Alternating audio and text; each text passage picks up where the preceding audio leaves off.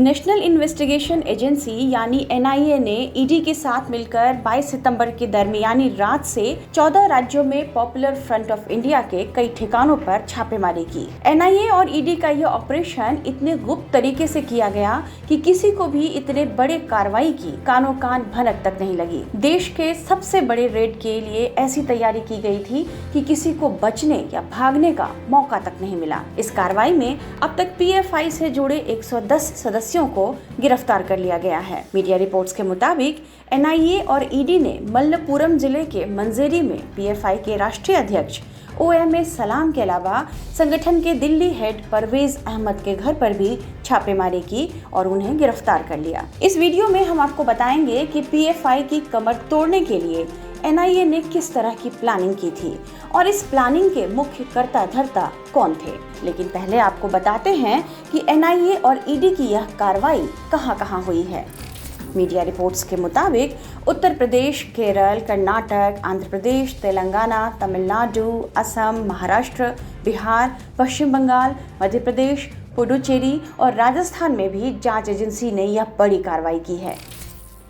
PFI पर हुई इतनी बड़ी कार्रवाई कई वजहों से की गई है। इसकी पहली बड़ी वजह यह है कि इस संगठन पर कर्नाटक, केरल, तमिलनाडु और हैदराबाद में आतंकी गतिविधि बढ़ाने के लिए टेरर फंडिंग करने का आरोप है।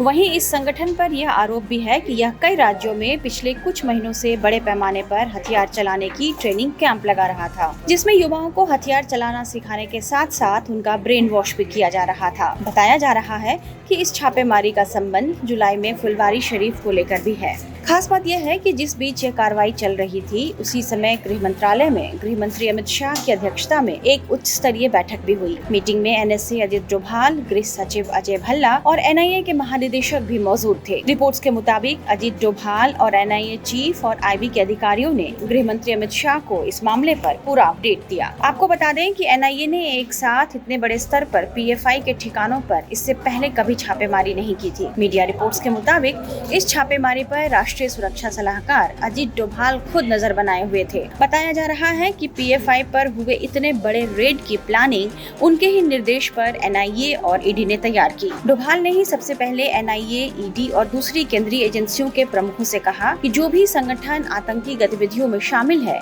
उनकी कमर तोड़ दो, उनकी फंडिंग पर वार करो। इसके बाद ही देश के 14 राज्यों में पीएफआई के दफ्तर इन एजेंसियों के निशाने पर आ गए थे। इन संगठनों की गतिविधियों पर लंबे समय तक नजर रखी गई। विदेशों से फंडिंग किस तरह से हो रही है, इसका भी पूरा ब्यौरा निकाला गया। इन पैसों का इस्तेमाल कहां हो रहा है, इस मामले में ठोस सबूत मिलने के बाद ही एनआईए ने जांच का दायरा बढ़ा दिया था। रिपोर्ट्स के मुताबिक छापे के लिए जानबूझकर रात का वक्त चुना गया ताकि कोई भाग न सके। आधी रात के बाद 1 बजे शुरू हुई रेड में कई अधिकारी शामिल थे। रिपोर्ट्स में बताया जा रहा है कि राज्य पुलिस इस छापे में शामिल तो जरूर हुई, लेकिन उन्हें भी इस बारे में कोई पुख्ता जानकारी नहीं दी गई थी। उनसे केवल मदद मांगी गई। इस दौरान जांच एजेंसियों ने बड़ी संख्या में पुलिस बल की तैनाती की थी। सीआरपीएफ के जवानों ने कई जगह रास्ता पूरी तरह बंद कर लोगों का आना जाना रोक दिया। वहीं एनआईए अधिकारियों, उनके दफ्तरों और ईडी के दफ्तरों की सुरक्षा बढ़ा दी गई। टाइम्स नाउ नवभारत डिजिटल की रिपोर्ट।